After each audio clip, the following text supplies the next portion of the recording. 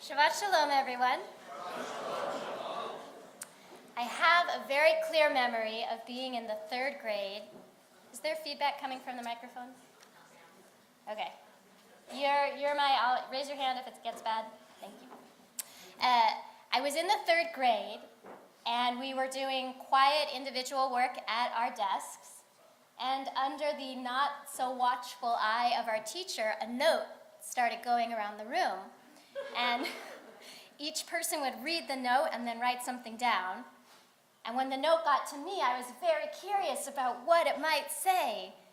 And here's what it said. I hate Ilana because she doesn't believe in Jesus Christ. Sign here if you agree. So thank you. I've gotten over it since then. But I'll tell you that in the 4th grade, a full year later, when I saw the girl who was responsible for circulating the note in the library, I remember ducking behind a bookshelf because I didn't want to talk to her. And at the time, it felt like a plague. It felt like something terrible. It felt like nothing good could come from it. And I really didn't understand this girl's perspective on me and on life. And this week in the Parsha, we are in the last part of the cycle of the plagues.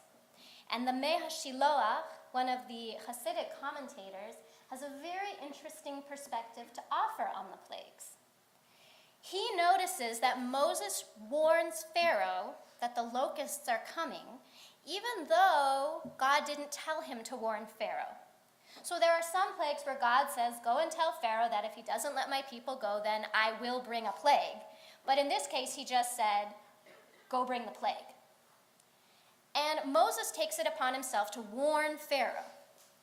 So Meh HaShiloach says, why does he warn him?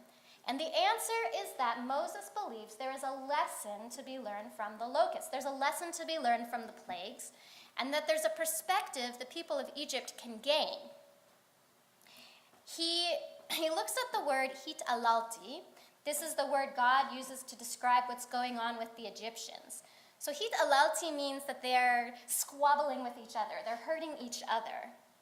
And Moses brings a verse from Proverbs that says, the locusts have no king, but all of them go out together. There are some insect species like ants or bees that have a queen that has to force everyone into operating in the same direction. But Moses is saying there's a lesson to be learned from the locusts who don't have someone in charge. They don't have a pharaoh telling them what to do, and they don't squabble. They get along. And he goes on, he waxes a little poetic. He talks about the love that locusts feel for one another and the brotherhood. And that is why he is a Hasidic master, because he can see that in nature, whereas I see eaten crops. But the lesson is good. The lesson is good because Ben Azai teaches in Pirkei Avot, do not scorn any man and do not discount anything. For every man has his hour and everything has his place, even locusts, even plagues. So who are the locusts in our lives? Who feels like a plague to us? And what might we gain? What lesson of goodness can we gain from them?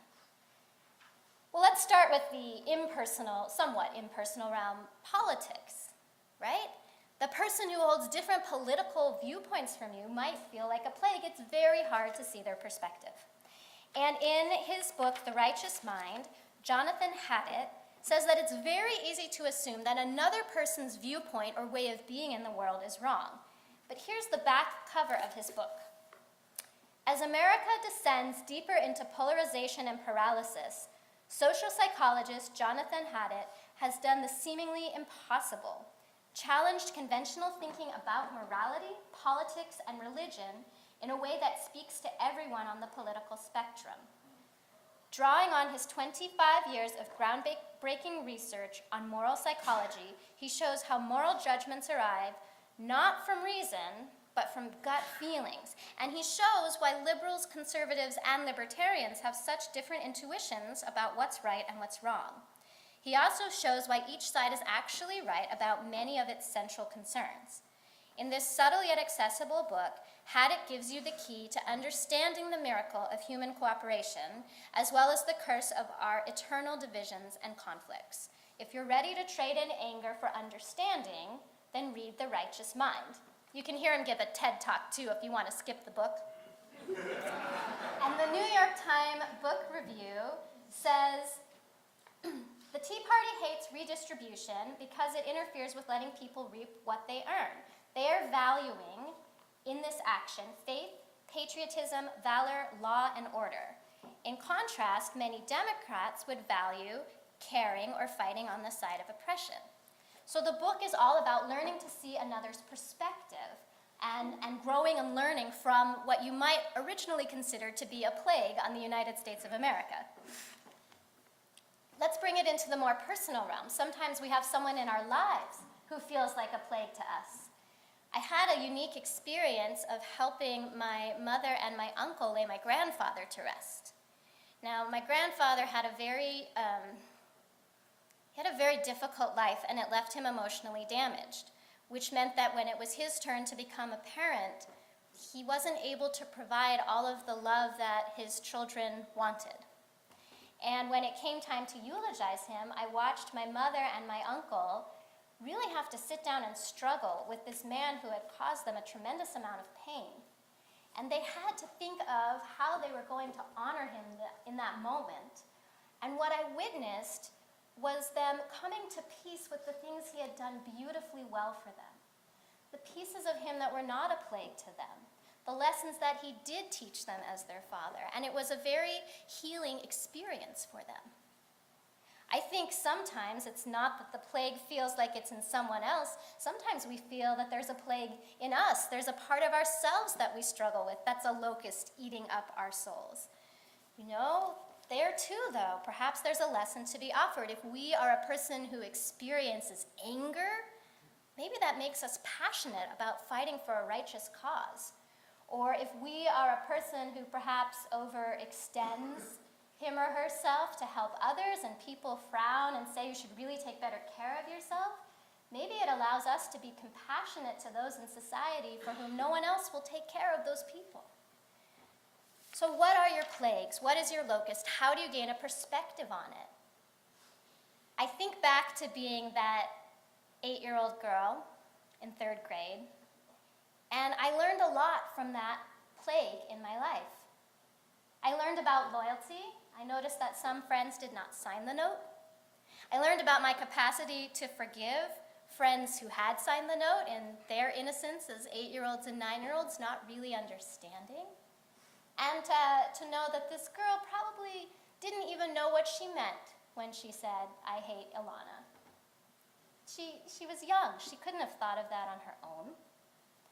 And I also learned something about my Judaism, because I had a choice to make at that point. I could say, I guess this is something to be ashamed about and hide, or I could say, I guess this is something that sets me aside and that I should be proud of and celebrate. And when I look at today's world and the plague of anti-Semitism that we're seeing in Europe, I try to gather hope and perspective from that as well. You know, the destruction of the temple led to Yavna and its sages. And the destruction of the Jews of Eastern Europe in the Holocaust led to Israel. And as much as those things should have and could have happened differently, and I wish they had, there is always something to be learned from a plague. There is always something new to be born out of it and strength that we can gather if that is the decision we make. So my prayer for all of us this week is we consider what are the plagues in the world, the plagues in our personal life, and that we draw from those lessons of love and lessons of unity. Shabbat Shalom.